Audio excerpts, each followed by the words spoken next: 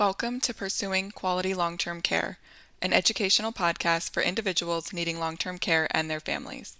Join us as we talk with national experts and advocates about strategies you can use in the pursuit of quality long-term care.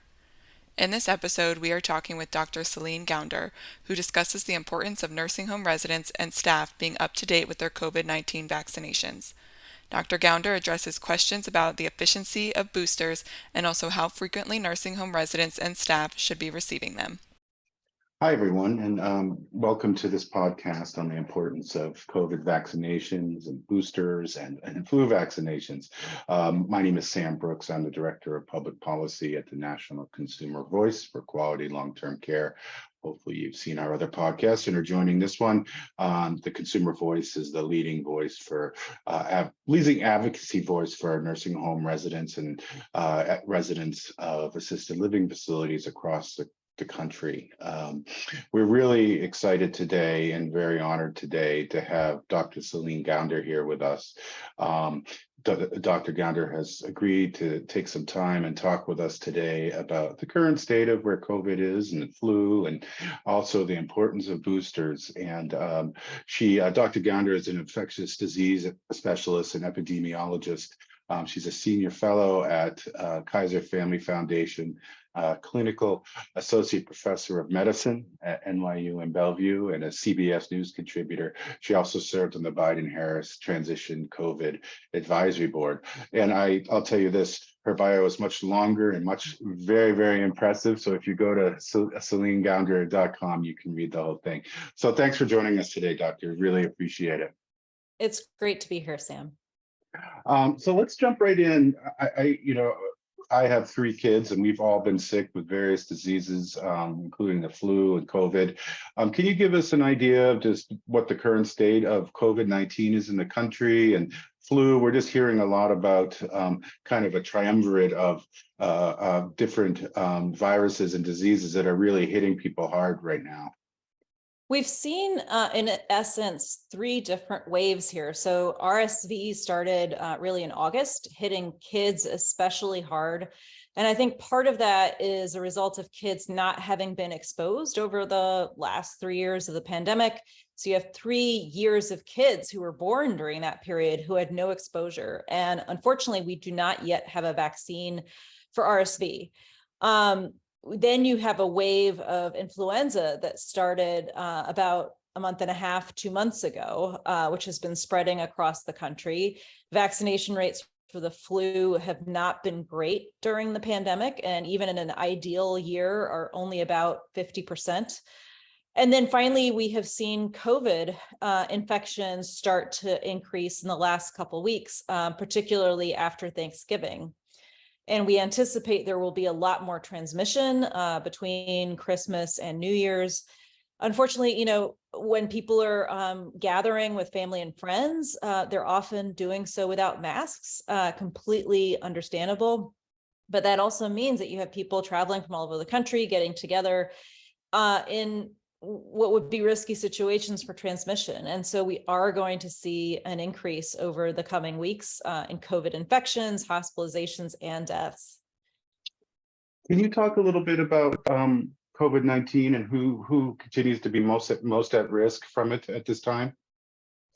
Yeah, the demographics, in particular, the age breakdown of people who are hospitalized from COVID and dying from COVID has shifted. In the summer of 2021, almost half of COVID deaths were occurring among people under 65. Today, the vast majority, over 90% of COVID deaths are occurring among people over 65. And this is a reflection of the fact that even though they may be vaccinated, their immune systems are weaker. Their immune systems don't remember the teachings, so to speak, of the vaccination as well. And so this is a population that really, really needs to stay up to date with boosters, as well as take other precautions to reduce the risk of hospitalizations and deaths from COVID. So if you've just been boosted once, if you've just had your first shot, 2 shots, or 1 shot of COVID, your initial vaccine, that's not enough, is what you're saying. Yeah, especially for that older crowd, 1, 2, even 3 shots of COVID vaccine is really not enough. There are updated COVID boosters that came out late this summer, early fall. And it is really important if somebody is over 65, if somebody has underlying medical conditions or is immunocompromised, if somebody's living in a nursing home or assisted living facility or other long-term care facility, that they get boosted this fall, winter, if they haven't already done so. Yeah, that was one of the reasons we wanted to talk today. Data from the Centers for Medicare and Medicaid Services, the federal agency that oversees nursing homes. They've been compiling data on vaccination and booster rates for quite some time now. And the most recent numbers show only 46% of residents that are up to date with their vaccinations, and only 23% are up to date, staff, excuse me, are up to date with their vaccination. Is that a concern for you? That is a concern. It's a concern to me that the residents are under vaccinated and the staff are under vaccinated. While the vaccines are not perfect in blocking infection and transmission, they do provide some degree of reduction in risk. That is significant, particularly if staff are working with especially high-risk populations. So I would say anybody who's a healthcare provider, anybody working in a nursing home, in a homeless shelter, in corrections, in these places where you have essentially congregate settings and people who have underlying medical conditions, it's really important for everybody, the people who are residents there as well as the staff, to be vaccinated. Right. So I think we had talked about this before in another program, but Kaiser recently said the newest bivalent vaccine produces 4 times more antibodies for people over 55 than the original vaccine does. What does that mean for older adults? Are they going to be more protected? I guess you just talked about it a little bit. Could you just explain how that is compared to, say, the initial vaccination? Yeah, it's a little bit hard to say because there's a lot that goes into looking at these numbers. And we also have different variants that are circulating, and that's shifting over time. What I would say is that the new updated boosters are at least as good as the original vaccines. They're safe, they're highly effective. And if you have not yet gotten your updated booster this fall, it really is the time to do it now before the upcoming holidays. And, you know, one thing when we're talking with residents and even staff, they say, well, you know, I've had how many shots do I need? You know, I've had this, I've had that, and which is kind of showing the efficacy in many instances of them staying healthy.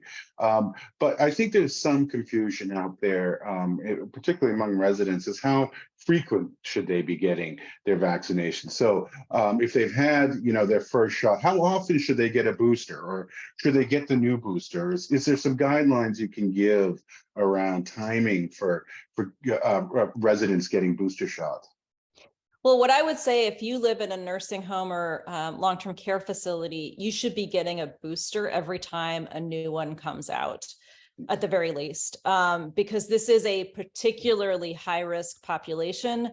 This is a group in which it might be more than once a year that you will need a booster. And, you know, that's going to be different for younger people, people who are healthier, people who are not immunocompromised, so have normal immune systems. But for people who are over 65 or living in a congregate setting, you know, we don't yet know how often it's going to be, but I would say it will be at least once a year that they will need a booster.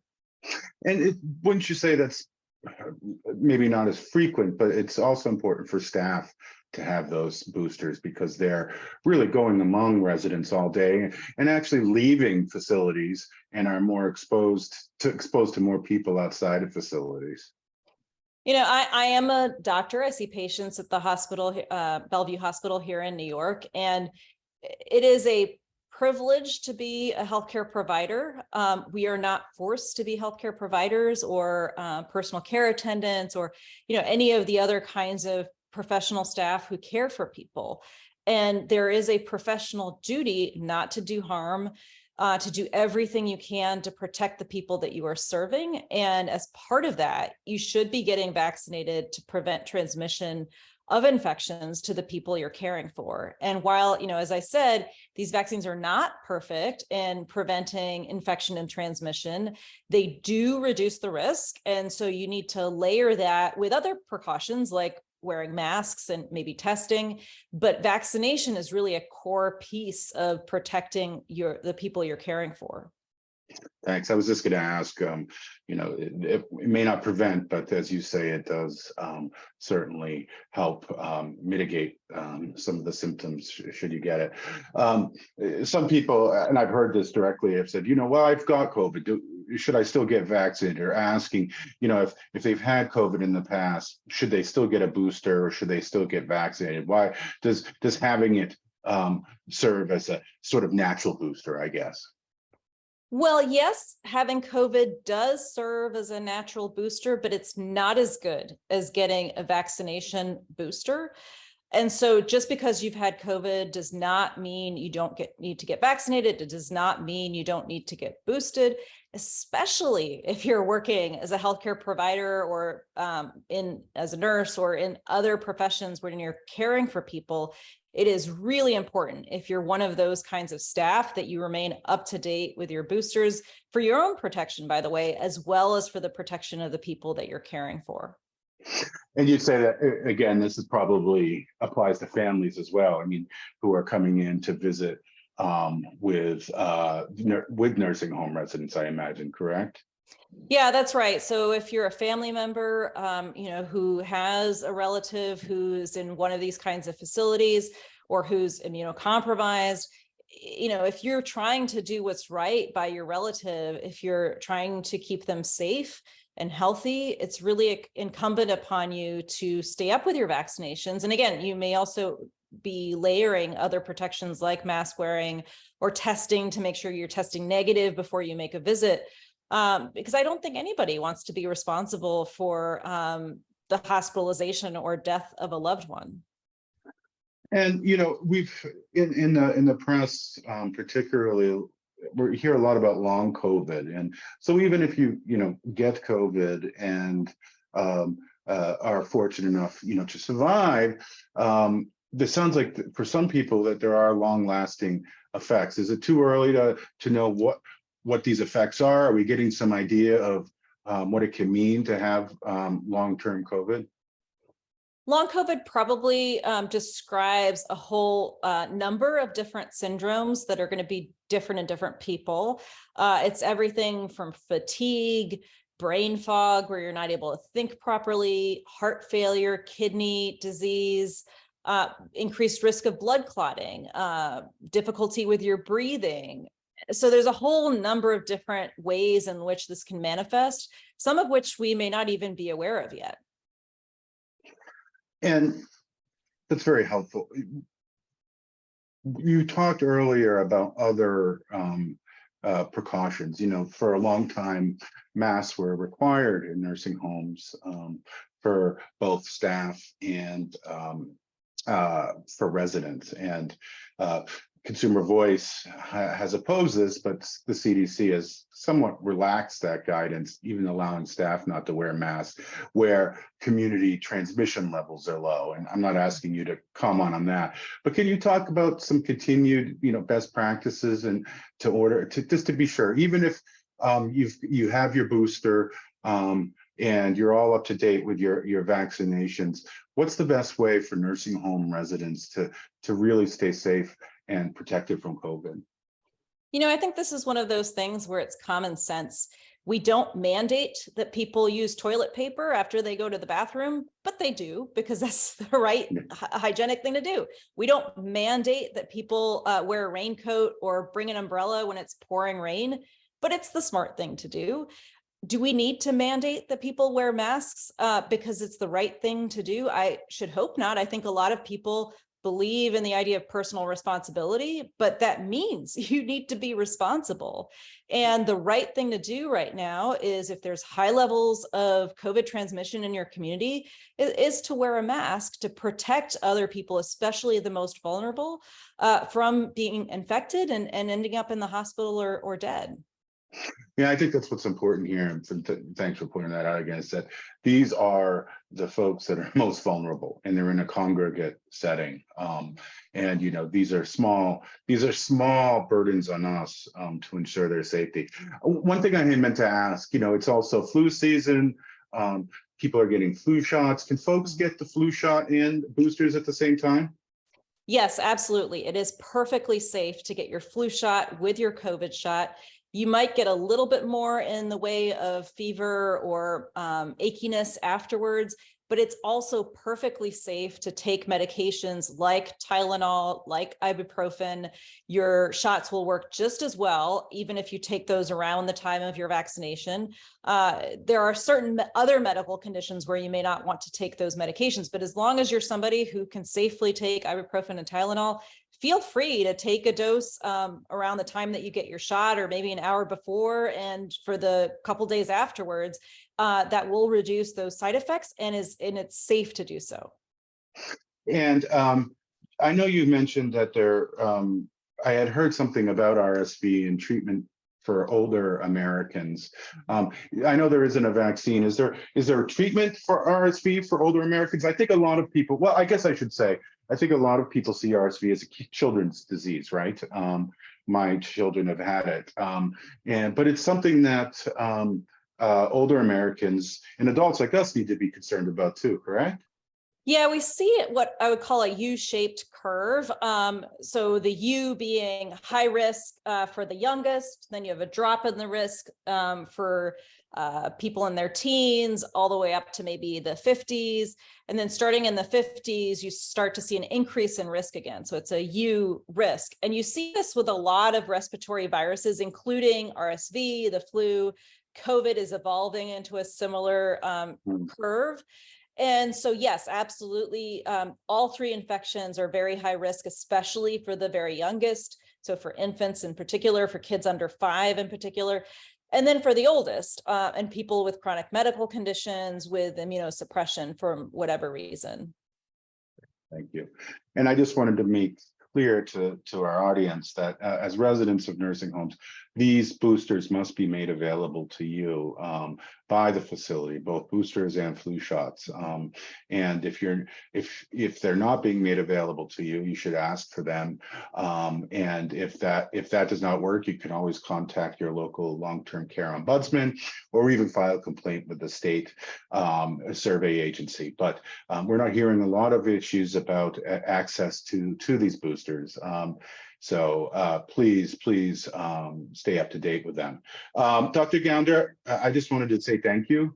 This is very, very, very helpful. We were, as I mentioned earlier, we're concerned about the booster and the vaccination rates, and that people are forgetting how important it is. And you really hit home for us today just how important it is that they stay up to date with boosters, stay up to date with their flu shots, and also continue just the vigilance of masking and proper sanitation, just to protect themselves and their loved ones. So I want to thank you again for being here. We really appreciate it. And thank you to everyone for for tuning in, and please check back for more of our podcasts in the future. Thank you. My pleasure. Happy holidays, everybody, and stay safe and healthy. Thank you so much. Thanks for joining us on Pursuing Quality Long-Term Care. This podcast is a program of the National Consumer Voice for Quality Long-Term Care. Make sure to visit our website, theconsumervoice.org/pursuingquality, where you can subscribe to the podcast, follow us on Facebook and Twitter, and find more information and resources. If you enjoy the podcast, please rate, review, and subscribe. Thank you for listening, and we'll see you next episode.